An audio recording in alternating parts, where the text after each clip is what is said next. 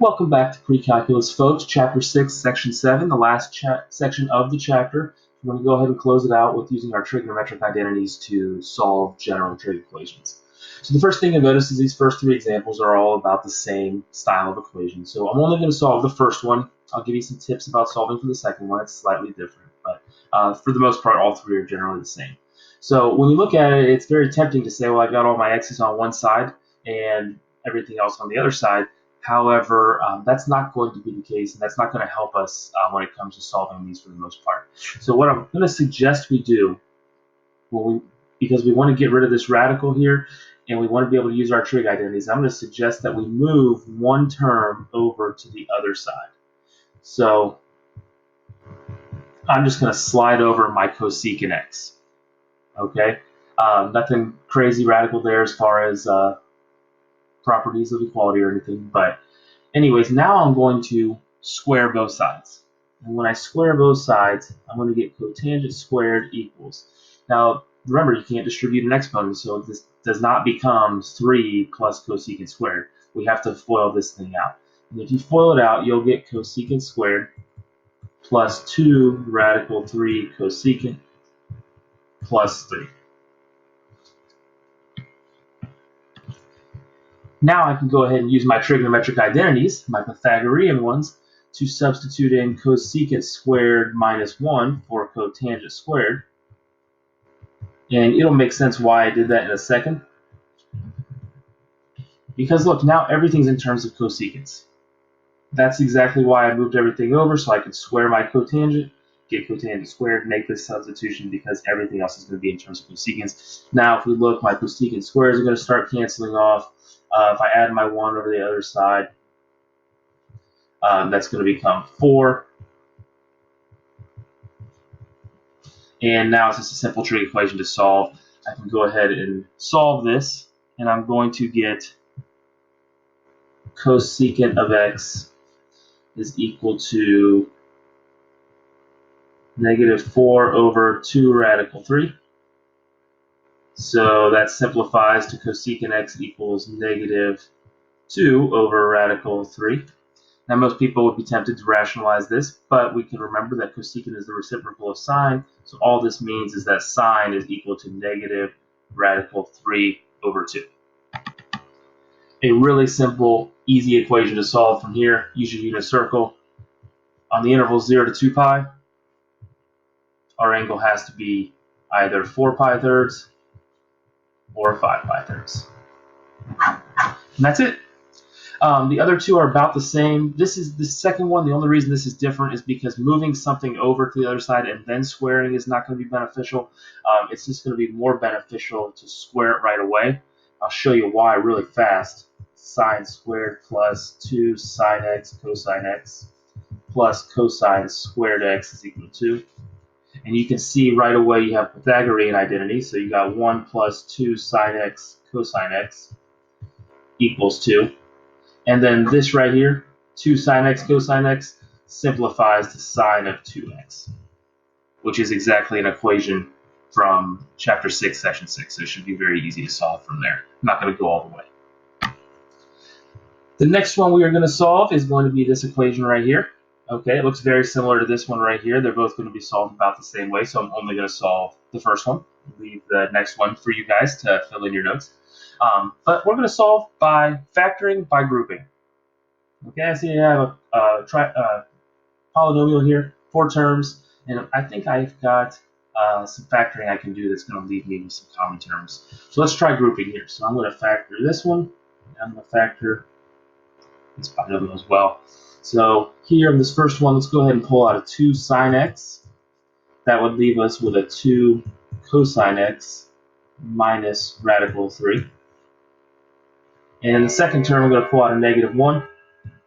It's going to leave us with a 2 cosine x minus radical 3. And now I can pull out my 2 cosine x minus radical 3. And it leaves me with a 2 sine x minus 1 equals 0.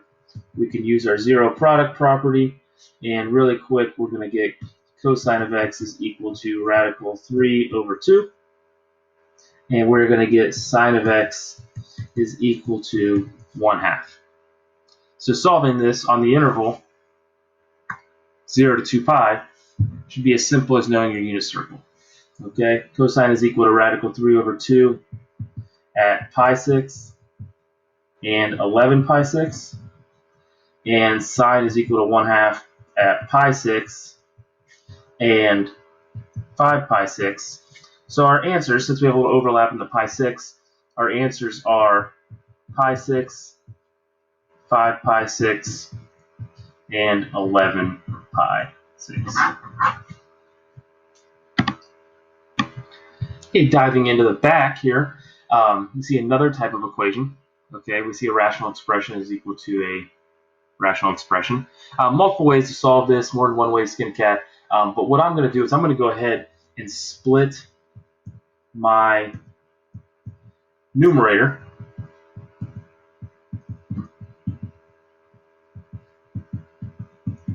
like so.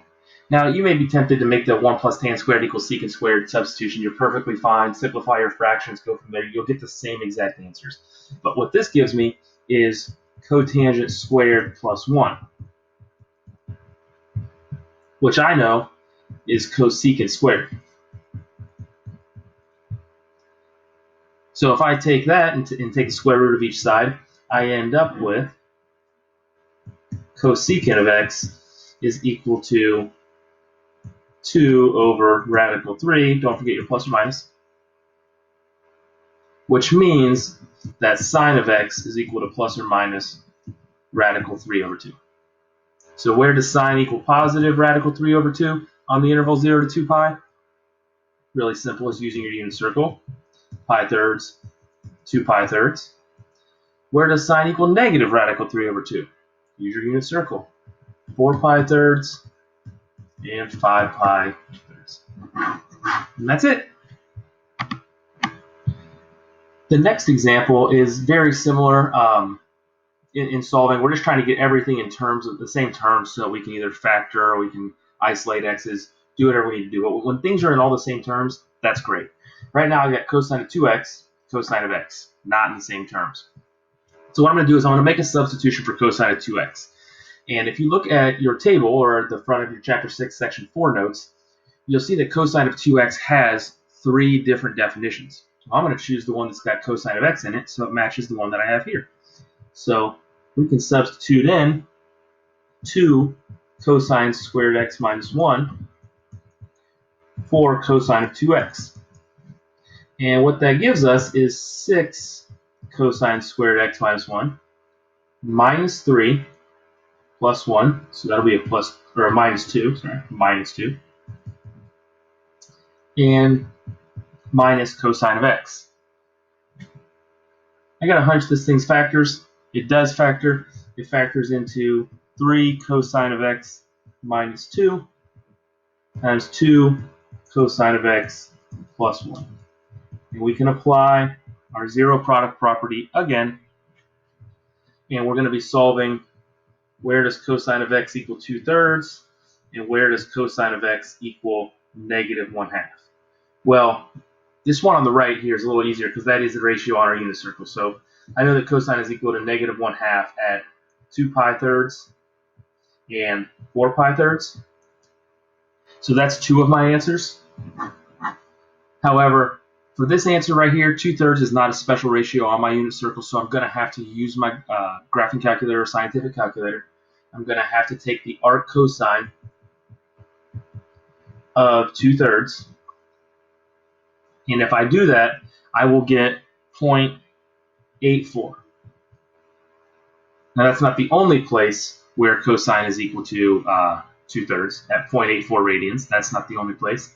To get our second value, we'll have to do 2 pi minus 0.84, and that would give me 5.44 as my second answer. Okay, finding those two answers without seeing my calculator might be a little bit difficult, but that's why we have office hours, that's why we have Zoom meetings and everything, and you can feel free to ask those questions live, and those would be great questions to ask. Okay, this next one is going to require us to use 2 different identities. Okay, so So looking at it real quick, I see a sine 7x cosine of 4x. And here I see a cosine 7x sine 4x joined by a minus sign. Well, if I rewind back to chapter 6, section 3, that's one of my sine family identities of the sum and difference of two angles, specifically 7x and 4x. So it's a sine family of 7x minus 4x. So that's going to end up being sine of 3x for these two right here. So I'm still going to end up with sine of 5x, and I still have this pesky cosine of x floating around at the end. But at least I've gotten a little bit smaller. Now I see that I've got a sine of an angle plus sine of another angle. I think I can simplify those two using my 6.4 table. Sum to product. Look right here, I've got sine of an angle plus sine of a different angle equals 2 times sine of the sum of those angles divided by 2 times cosine of the difference of those two angles divided by 2. So that's all I'm going to do is substitute this in. Okay, I'm just going to do it off the screen here. And what that's going to give me is, for these two, 2 cosine of 4x. I misspoke, sine of 4x, sine of 4x times cosine of x. And then I still have this cosine of x floating around. But now I've got a cosine of x in each term, so I can factor that out.